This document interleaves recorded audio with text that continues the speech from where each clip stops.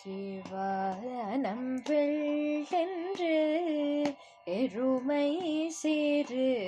வீடு மெய்வான் பரந்தனக்கான் மீ கொள்ள பிள்ளைகளும் போவான் போகின்றாரே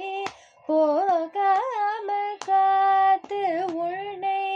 கூவுவான் வந்து நின்றும் கோது களமுடைய பாவ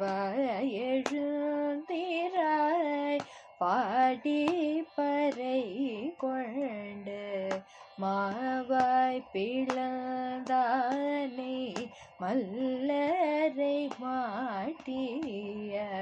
தேவாதி தேவனை சென்று நாம் சேவித்தால்